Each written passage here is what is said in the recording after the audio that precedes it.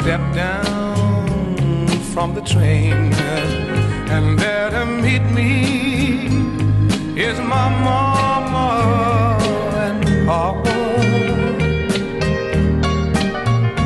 Down the road I look, and there runs Mary, hair of gold and lips like cherries. It's good to touch the green, green grass of home. Yes, they'll all come to meet me, arms reaching, smiling sweetly. It's good to touch the green, green grass of home. The old house is still standing, though the paint is cracked and dry.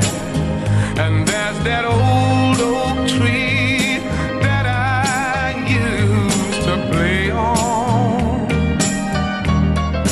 Down the lane I walk with my sweet Mary, hair of gold and lips like cherries. It's good to touch the green, green grass of home. Then I awake and look around me at 4 gray walls that surround me, and I realize, yes, I was only dreaming. For there's a God, and there's a sad old padre. On and on we'll walk at daybreak. Again I'll touch the green, green grass of home. Yes, they'll all come to see me in the shade of that old oak tree, as they lay me neath the green, green grass of home.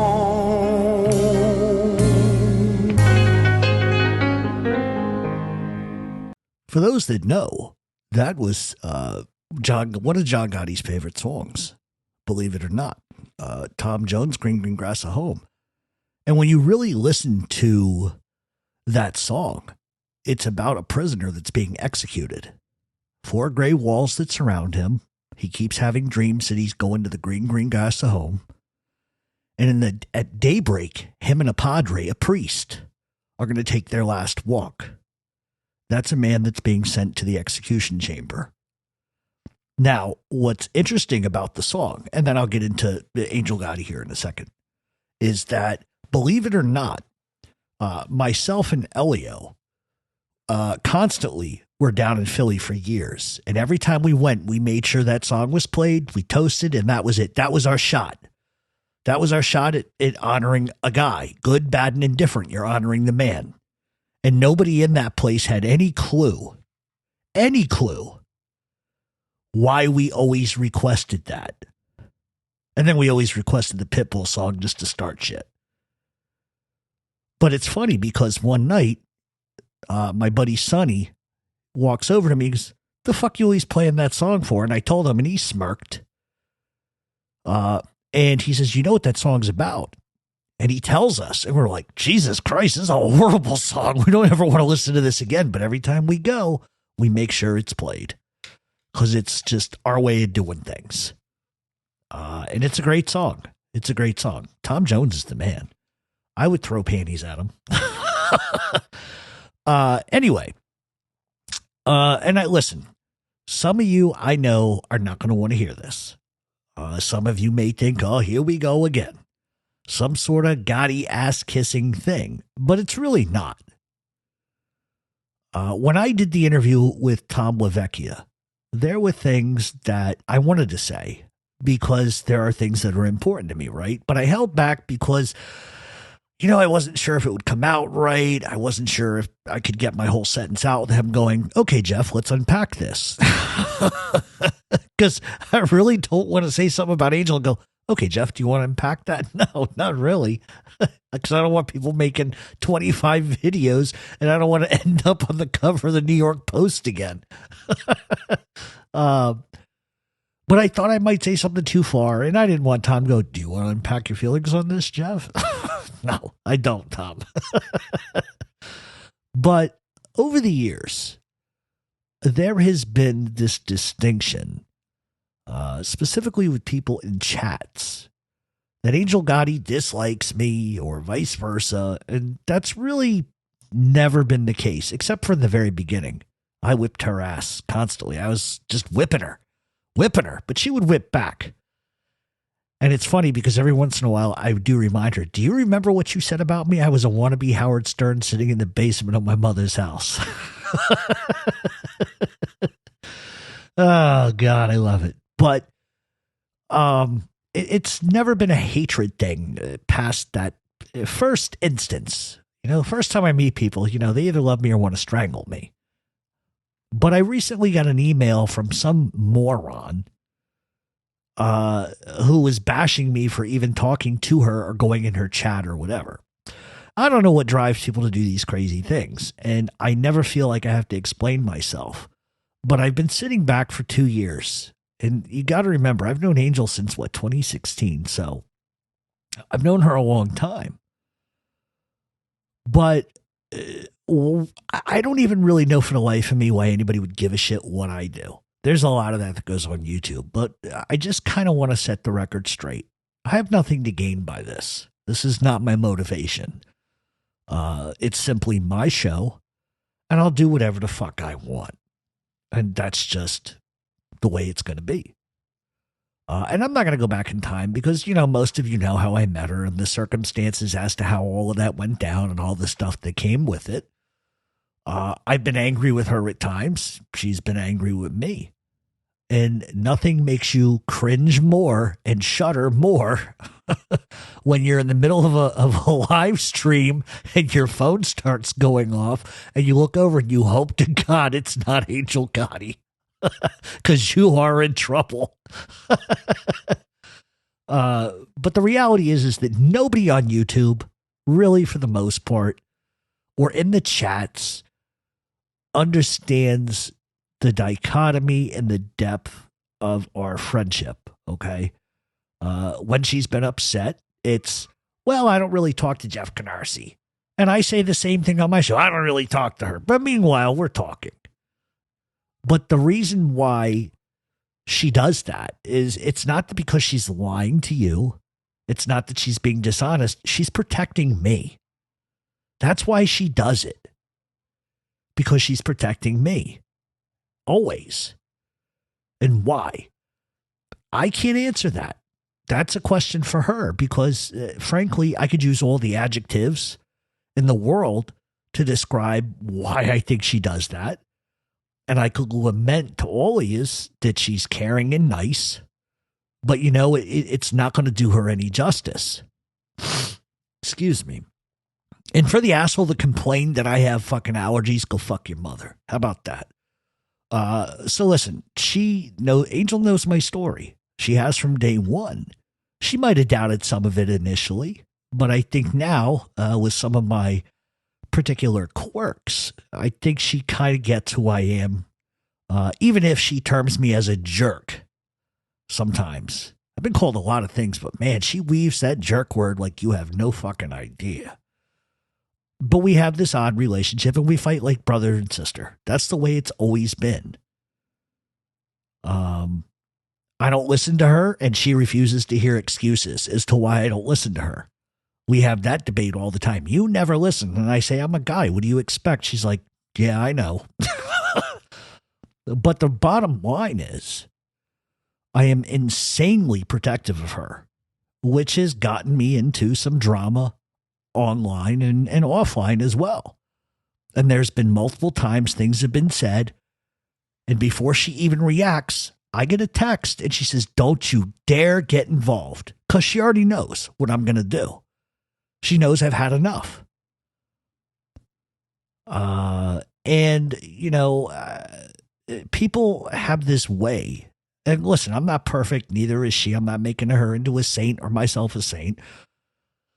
But I think people forget what she's been through. People forget the price a family does pay for the sins of the father. And I think a lot of people lose sight of that because the name Gotti resonates in such a profound way.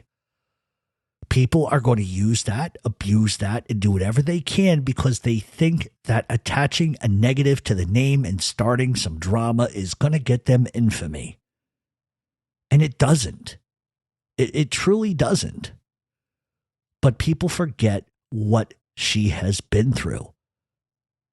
And I'm not excusing anything she might have ever said about anybody. I'm not doing that. I think most of it, people poked her too much and she finally got tired of it. Losing a sibling, losing a father, losing a best friend. I mean, those are all things that weigh a person down and sort of formulate who they are and how they react to things. And I've often said over the years, what you see and what you hear is what you get with her. But that reality is coming from a place of how she was raised and what her core beliefs are. And her core beliefs shine through regardless of whether you like it or you don't understand it. That's her, whether you like it or not. She doesn't back down an inch. And God forbid you attack anybody she cares about. Forget it. You're done. You guys think I'm ferocious. Forget it. You have no clue. She doesn't back down a single inch. And I do think that some men on YouTube, and I'm not being specific about one or two, or it's an overall thing. Because I see how men categorically treat her. And I think those men have a problem with women, especially women who toss it back in their lap as quick as they take it. And I get it. Some guys cannot tolerate a woman talking shit to them. But it comes with the territory. Don't poke if you don't want a response. It's that simple.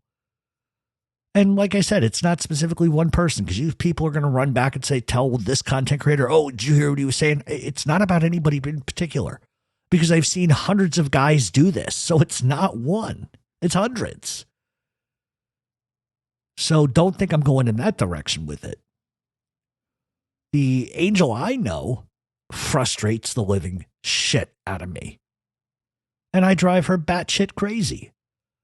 As a matter of fact, just recently, while I played Lee Cole going, hello, people, followed by a farting sound, I almost immediately get a text that says the following: I will strangle you. Which, I started cracking up because she didn't hear exactly what I played. She thought I was flushing a toilet, like I was flushing Lee down a toilet. And that wasn't what I was doing. It was sort of a reference to the time that Lee went up and forgot to turn off his live stream and went into the bathroom to do a dookie. And you could see his butt crack. That's really kind of what that was in reference to. But she was afraid that Lee was going to get pissed off, which I knew he wouldn't because Lee has a fairly decent sense of humor about shit like that. And she was afraid he would retaliate. And once again, Angel stepping in to protect me. She's always done that. Why? I don't know. You have to ask her. I could compliment myself and tell you all the reasons why I think she does, but I really don't know. But she's always been like that with me. Always, even when she was pissed. If it was the middle of the night and I was having an issue, I know I can text her. She would stay on the phone texting me until she thought that I was okay. And then she's going to bed. She's picked up the phone with me screaming obscenities that I was going to kill this one. I was going to kill that one. And she says, no, you won't. You're not going to jail. I'm not going to allow that. And recently, and I'm not going to get into specifics, but I was talking to someone who told me some things that she said about me over the years. And I got to be honest, it stunned me, and not in a negative way. It was all positive stuff. It utterly just stunned me. And the person told me, I'm not going to tell you who it was or, whatever, but this person told me, you get all frustrated with Angel all the time, but do you realize how much she cares about you? If you go silent for days, I would get a call to go and try to find you somewhere. This person said she cares about you. And for the life of me, Jeff, I don't get it. I don't know how you affect women like this. You know, this is the same guy that once told me he was going to get a fake Rolex. I says, what the fuck are you going to get a fake Rolex for? He goes, women can get fake tits and I can't get a fake Rolex?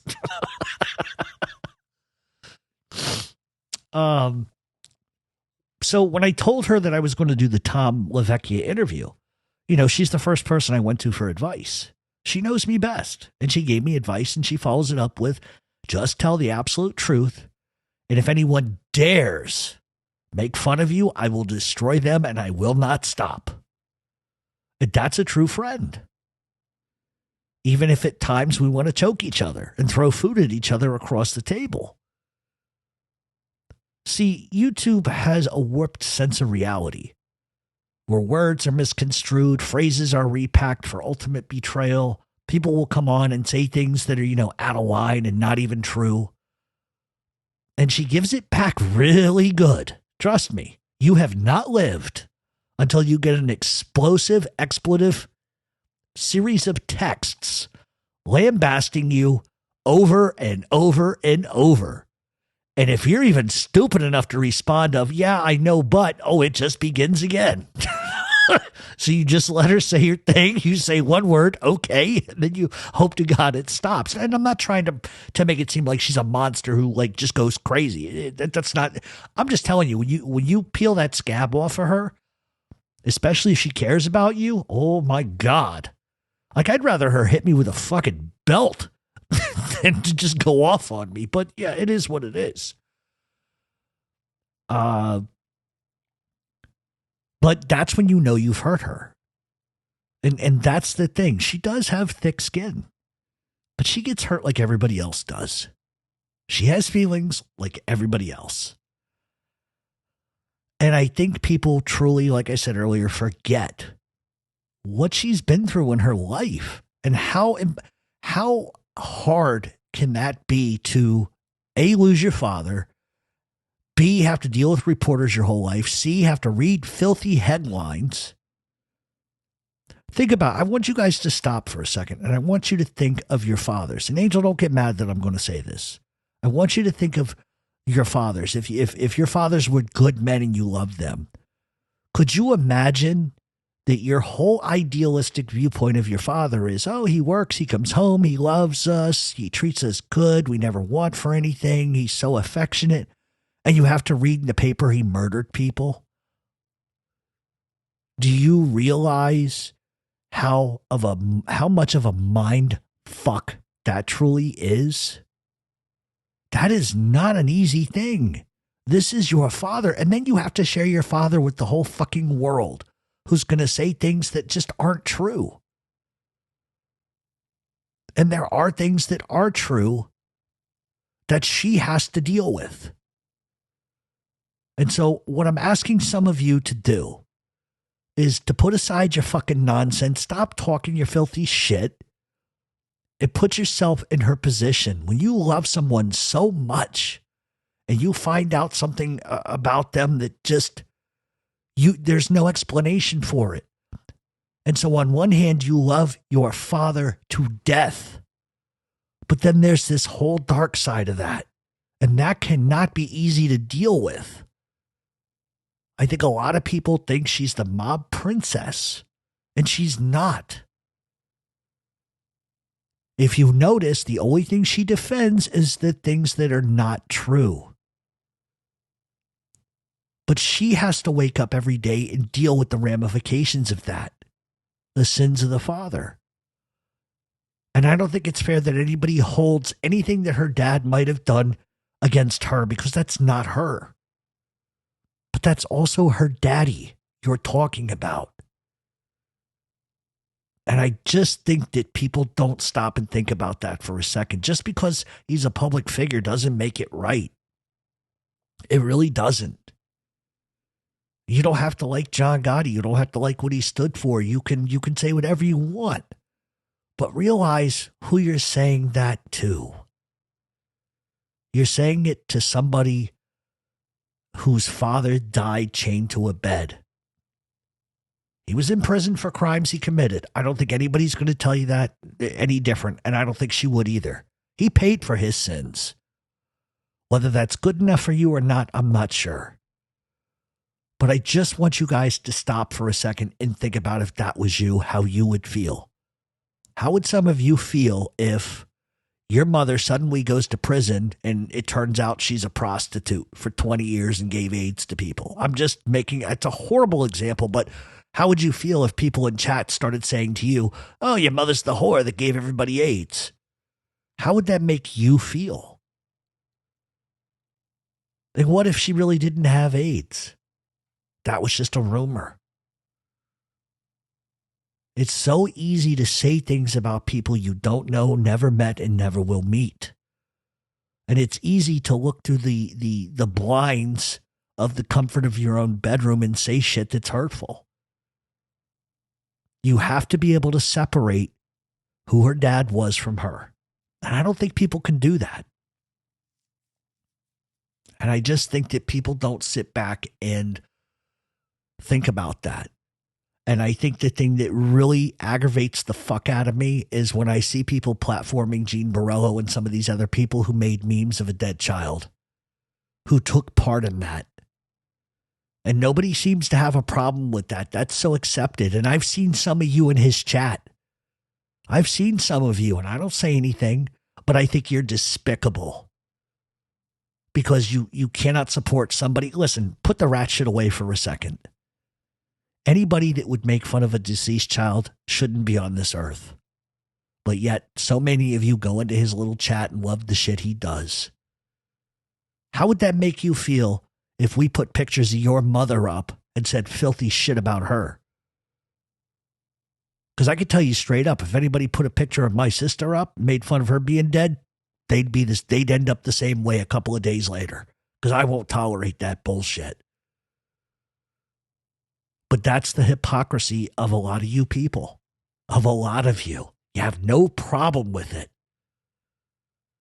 Because somebody once asked me, what's my problem with Gene? It's because he called me a pedophile. I'll never forgive him for that.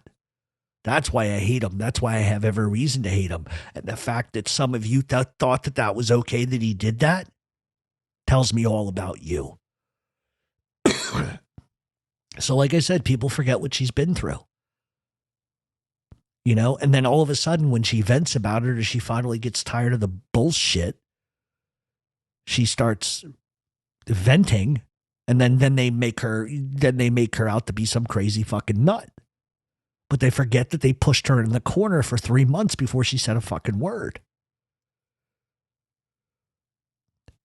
You know, and the fact is, most of you have never sat next to her, never laughed with her, never smiled at her.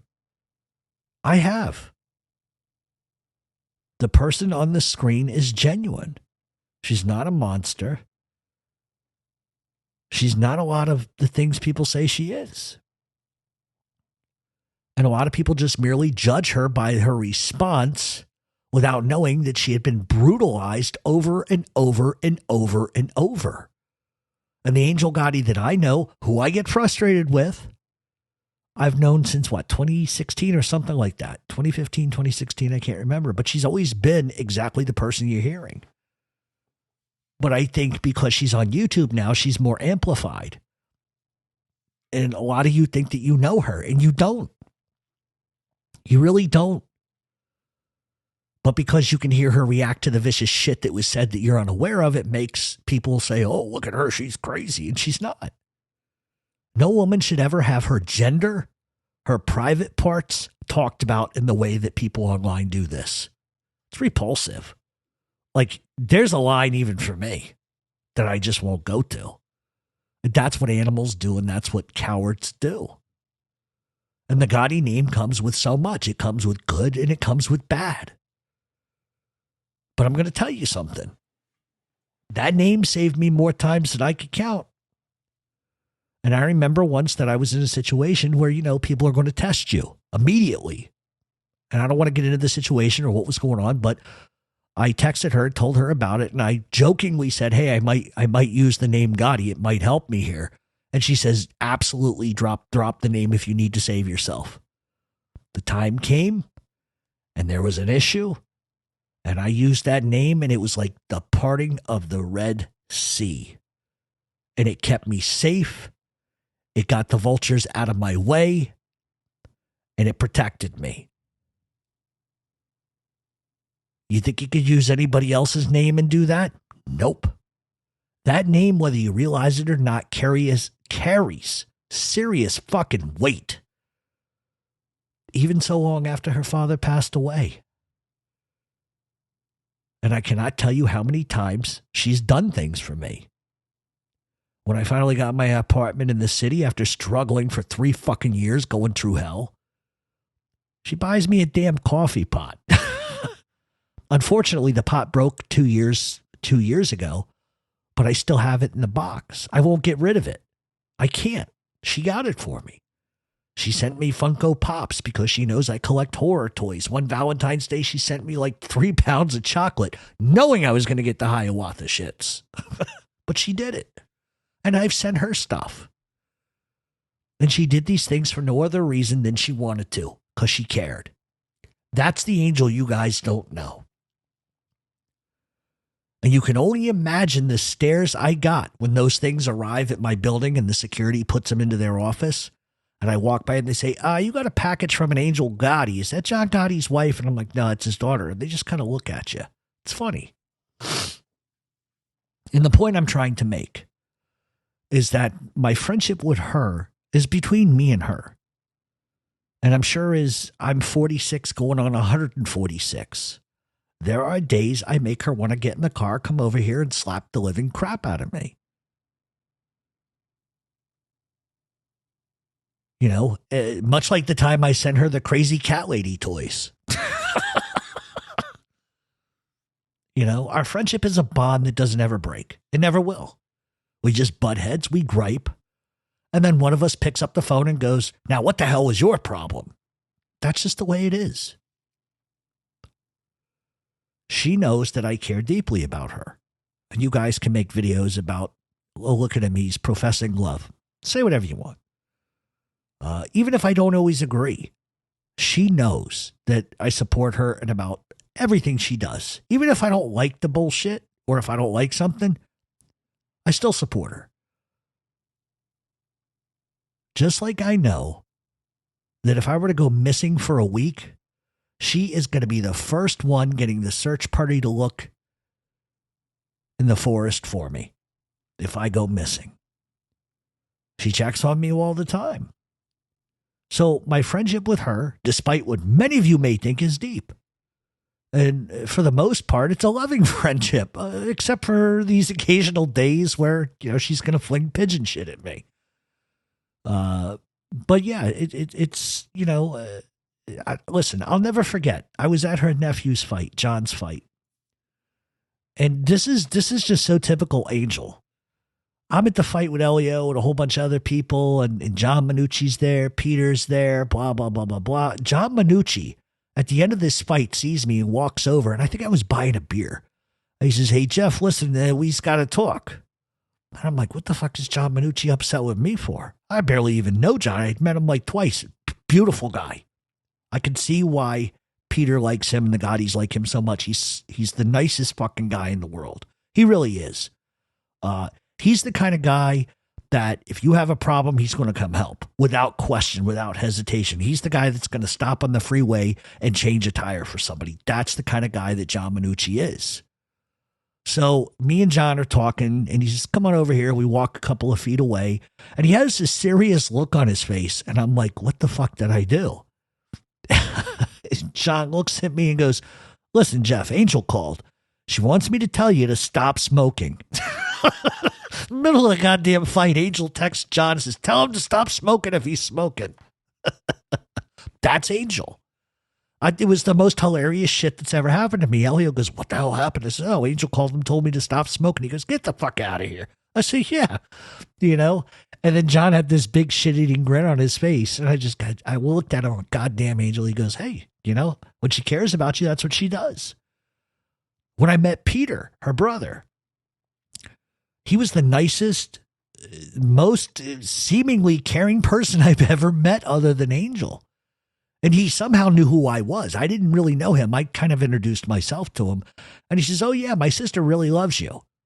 And I said, "Yeah, I know," just kind of being, snarky about it. And he says, "Listen, let me tell you something about my sister, Jeff. If you were a stray dog with one eye and nothing but fleas, she would take you in. That's who she is. She loves everyone and everything. And if she cares about you like that, that tells me you're a good guy. Because my sister is a great judge of character." And that was my experience with Peter.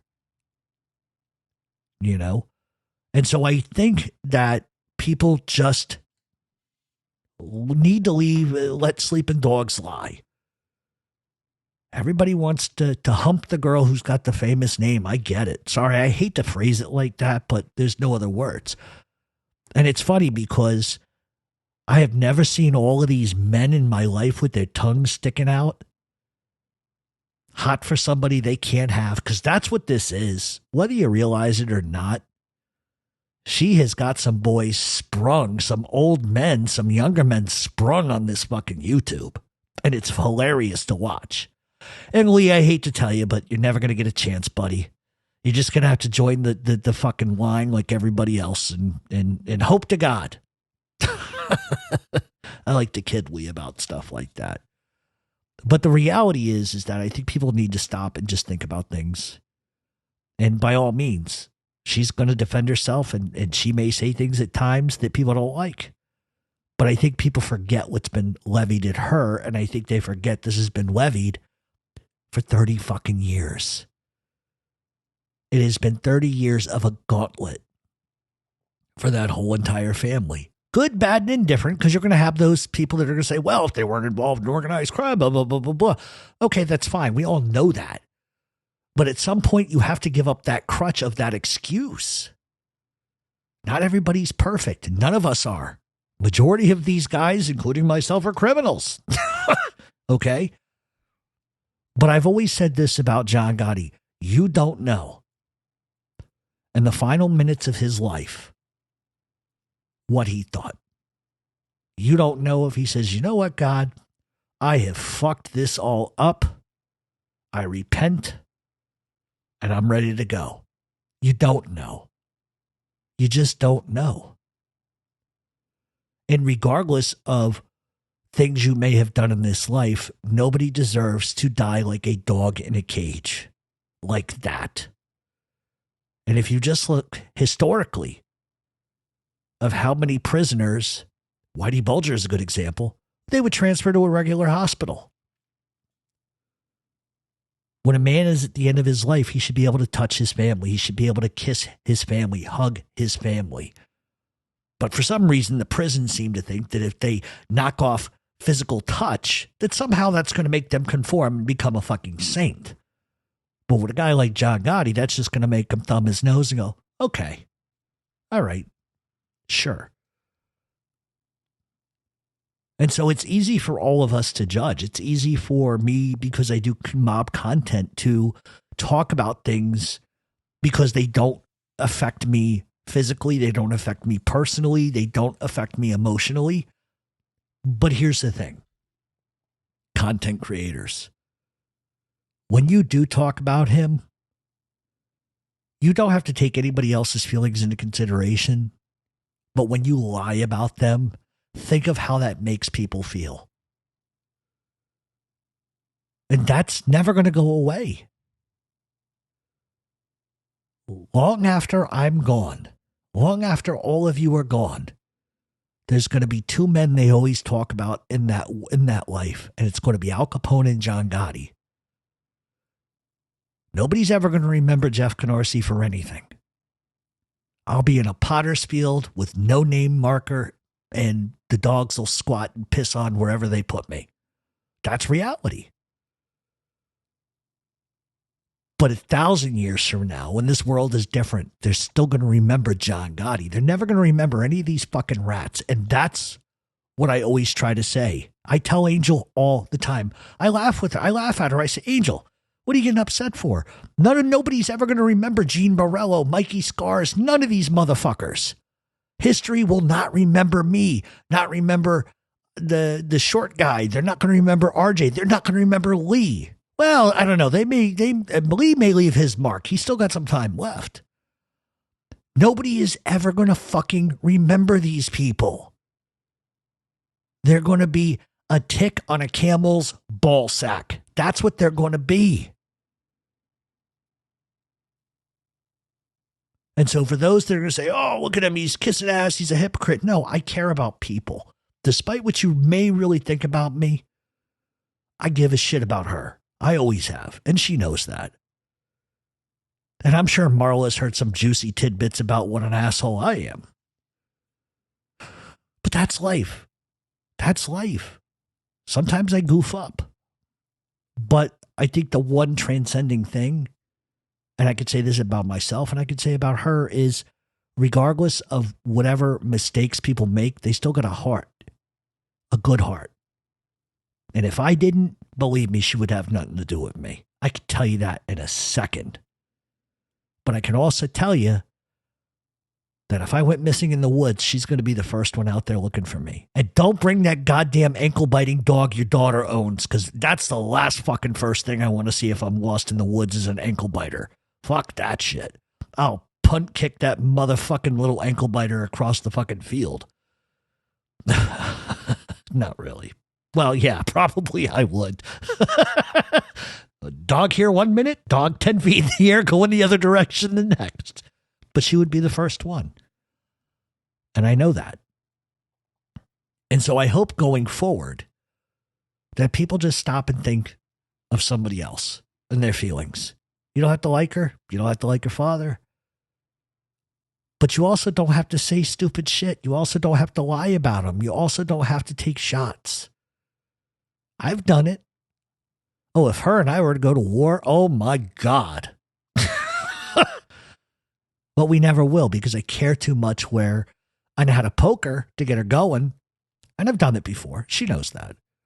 But I would never say anything so insanely hurtful to make her cry, because that would hurt me more than anything in this world, is knowing that I caused somebody to cry. I just can't live with myself doing that. You know, unless you're short guy. I hope he's crying, you miserable little fuck. So that's what I wanted to say. And you guys can make 35 videos of this saying, oh, look at him, he's professing his love. Fine. She knows I love her. She knows that. She knows I do. That's never been that's never been off the table, as far as she knows how I feel about her and our friendship. Because now they're going to take that wave clip and go, oh, look, he's in love with her. That's what they're going to do now. Yeah. And I also bang werewolves when the moon is just about peaking, too. Fuck out of here. And that's that. So the old saying goes, if you got nothing nice to say, just don't say anything at all. Because believe it or not, some of you that have made her your enemy, she would have been your best friend. She would have been your best friend. But you couldn't get out of yourself long enough to just accept your own infallibility. And that's the thing. If you can't hold yourself accountable, you got no business holding her or anybody else accountable. So for once, just try to be good to each other. That's really what it comes down to. But just know, if you're going to lie about people she loves, she's going to cut your balls off and feed them right back to you. That's just her. All right. I think that's all I got to say.